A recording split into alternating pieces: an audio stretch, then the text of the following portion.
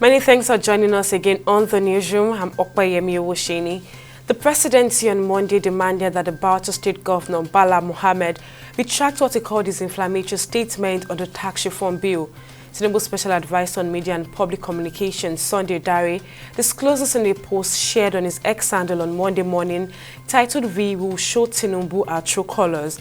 He said Mohammed's statements will show Tinubu our true color neither reflect the stance of the North or the constructive dialogue needed between state and the Nigerian government.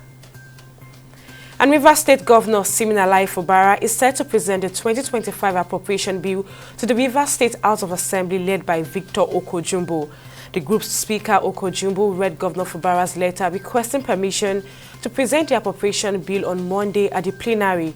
This will mark Governor Fubara's second budget presentation since assuming office in May 2023, both occurring under a cloud of legislative disputes. And a federal high court in Abuja has okayed the Economic and Financial Crimes Commission's application to freeze 24 bank accounts domiciled in different banks over allegations bordering on terrorism financing.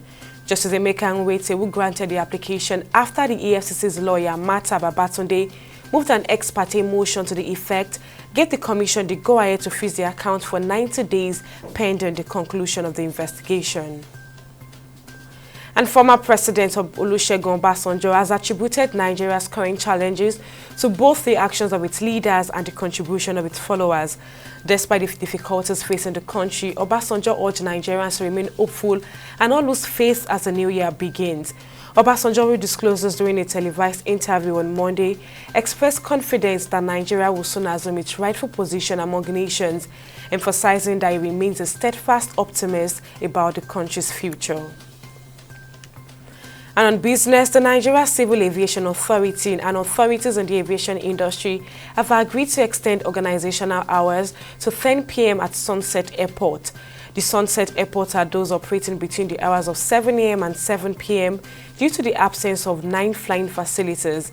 In the communique at the end of the meeting, signed by the NCAA Director of Public Affairs and Consumer Protection, Michael Achimugu, the agency said the development was part of measures to address the incident of flight disruptions, especially at airports without 24 hours operation. And on the foreign scene, after 179 people were killed on Jeju Air Flight 2216 in the worst plane crash in South Korea, the low-cost carrier told journalists on Monday was facing a wave of cancellations. In Sunday's accident at Mohan, a Jeju Air Boeing 737-800 carrying 181 people from Thailand to South Korea made a mayday call and barely landed before crashing into a barrier and bursting into flames. According to the company, domestic flight accounted for around 33,000 cancellations, while international flight cancellations stood at around 34,000.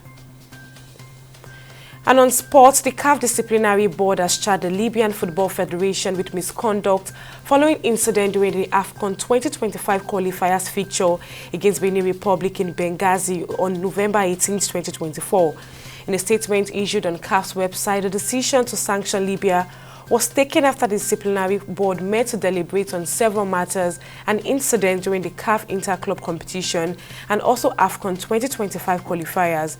The board found the LFF guilty of violating Articles 82 and 151 of the CAF Disciplinary Code for the behavior of its supporters and officials during and after the match against Libya.